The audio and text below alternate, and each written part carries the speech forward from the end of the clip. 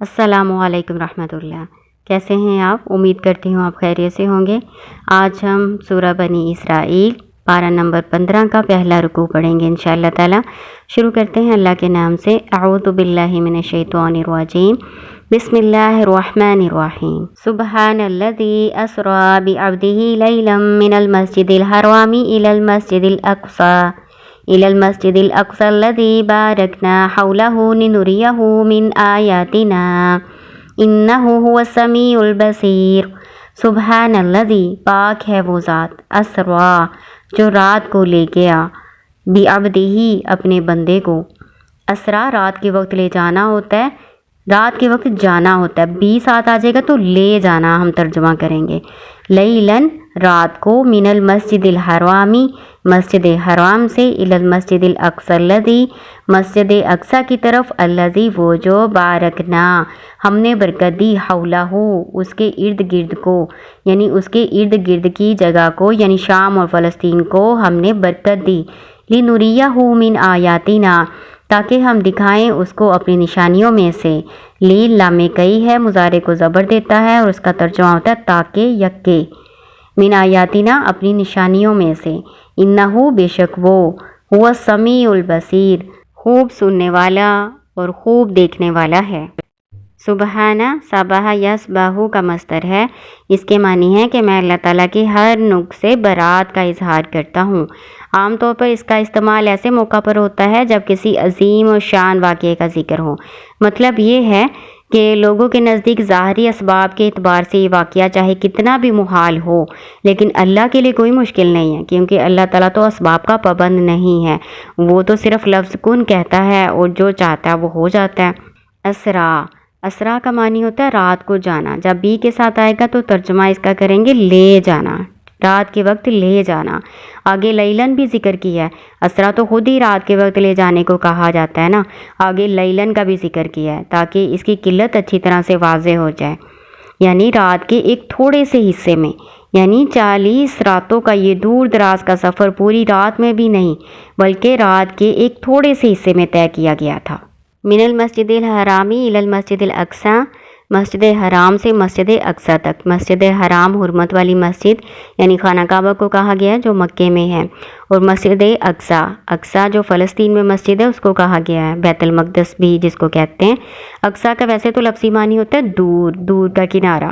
لیکن یہاں پہ بیت المقدس سے مراد ہے جو فلسطین میں واقع ہے، اس کا قدیم نام ایلیا ہے، اور مکے سے لے کر بیت المقدس تک جو مسافت بنتی ہے نا وہ 40 دن کی ہے۔ اس اعتبار سے مسجد حرام کے مقابلے میں مسجد اقصی کو دور کی مسجد کہا گیا ہے۔ یہ علاقہ قدرتی نہروں اور پھلوں کی کثرت اور انبیاء کی مسکن اور مدفن ہونے کے لحاظ سے بہت ممتاز ہے اور برکت والا بھی ہے۔ شام اور فلسطین کا علاقہ اسی کو برکت والا اللہ تعالیٰ نے کہا ہے۔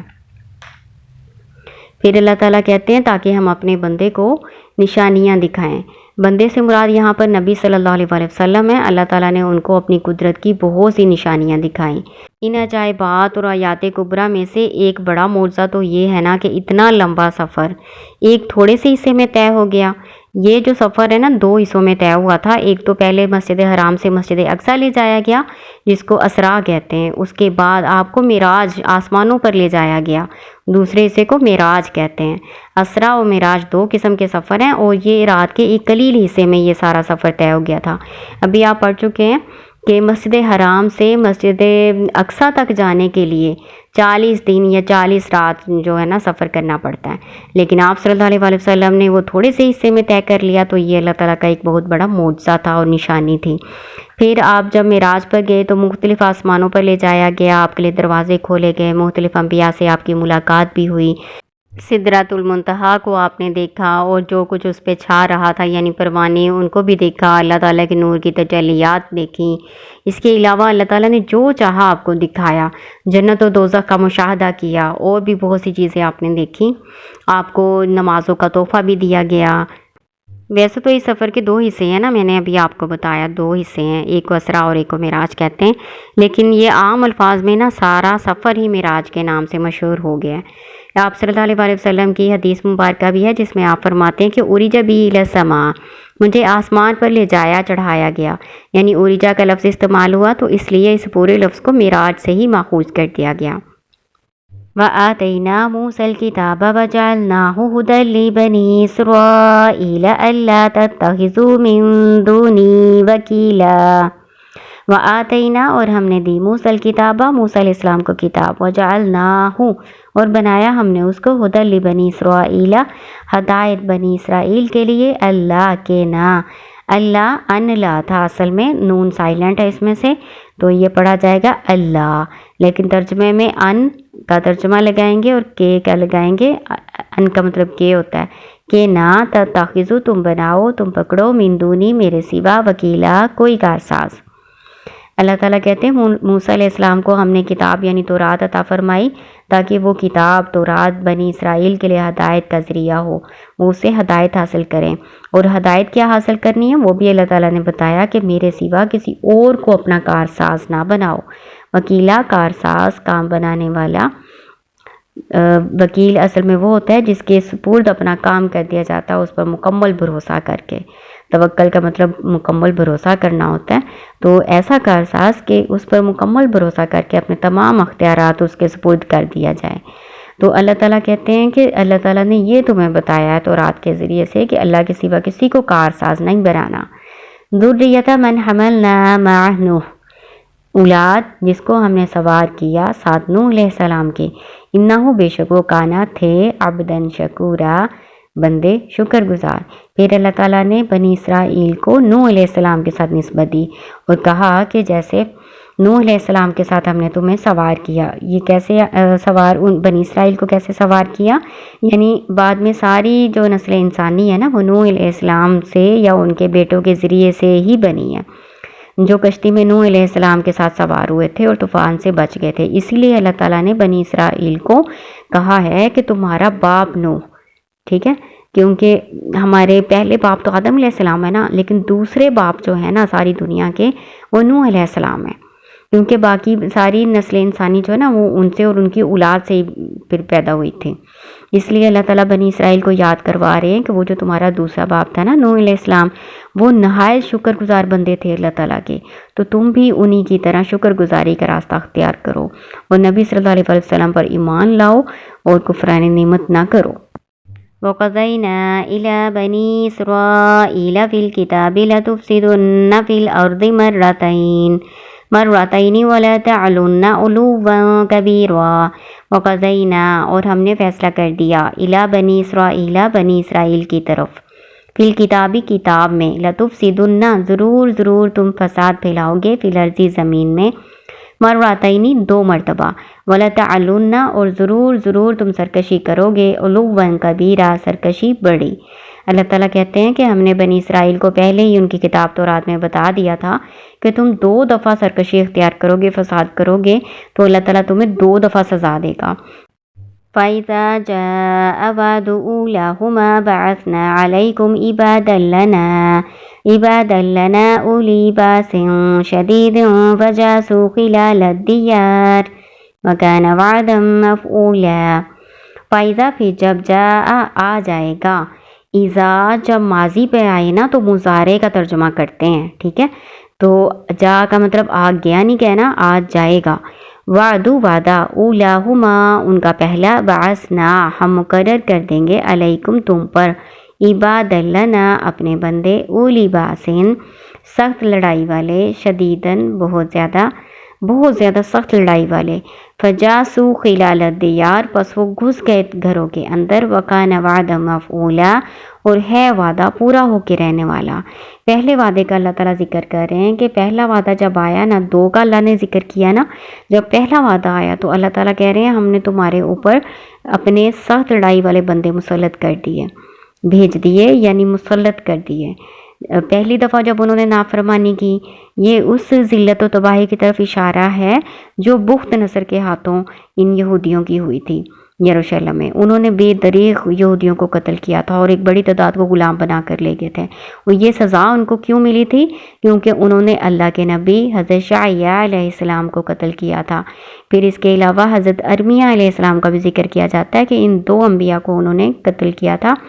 قید کیا تھا، قتل کیا تھا، ان کو شہید کیا تھا. تو اس وجہ سے تورات کے احکامات کی خلاف ورزی کرنے کی وجہ سے اور انبیاء کو قتل کرنے کی وجہ سے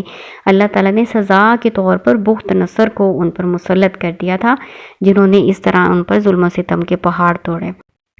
ثم رددنا لكم القرة عليهم وأمددناكم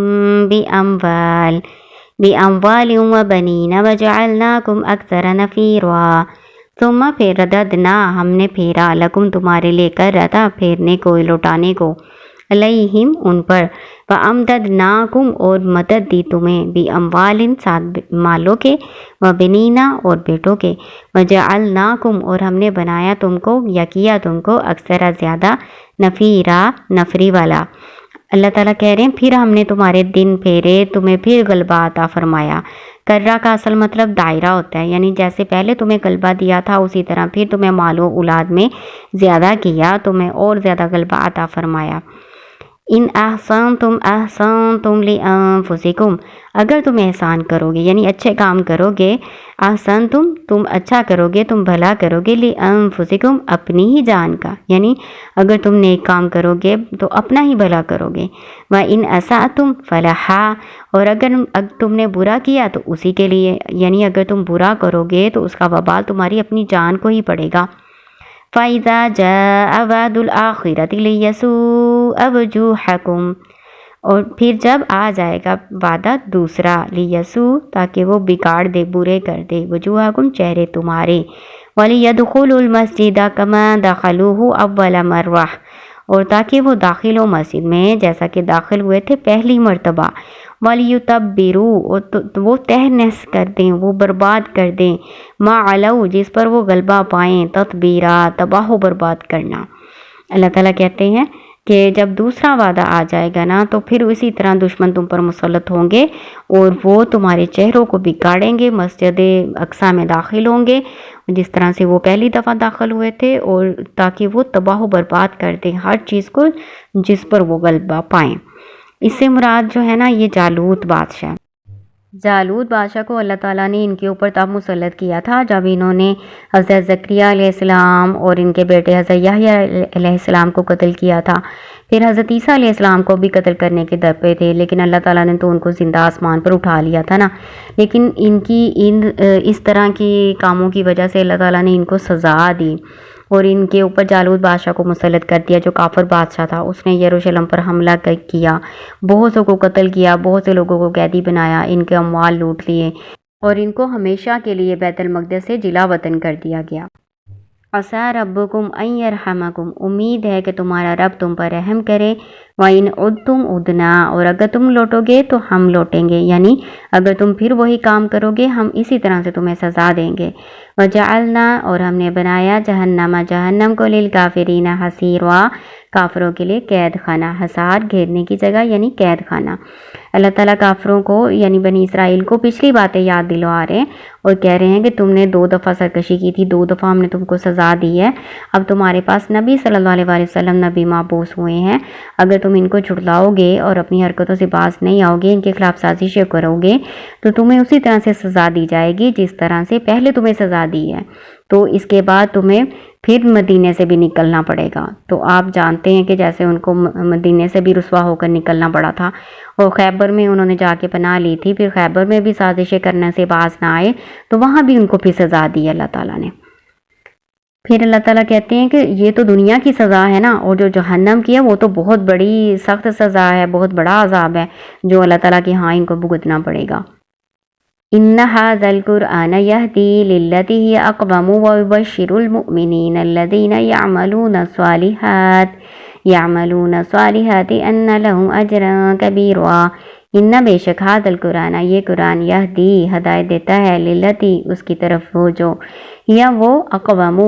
زیادہ سیدھا ہے، یعنی اس راستے کی طرف ہدایت دیتا ہے جو نہایت سیدھا ہے۔ وَيُبَشِّرُ الْمُؤْمِنِينَ اور وہ خوشخبری دیتا ہے مومنوں کو، الذین وہ جو یعملون الصالحات عمل کرتے ہیں نیک، ان لہم اجرا کبیرا کہ بے شک ان کے لیے اجر ہے بڑا۔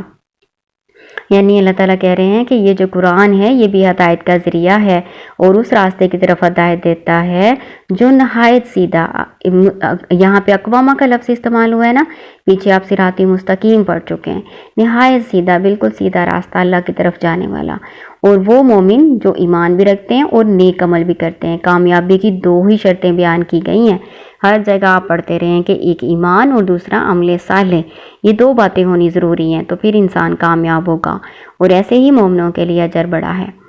وَأَنَّ الَّذِينَ لَا يُؤْمِنُونَ بِالْآخِرَةِ أَعْتَدْنَا لَهُمْ عَذَابًا أَلِيمًا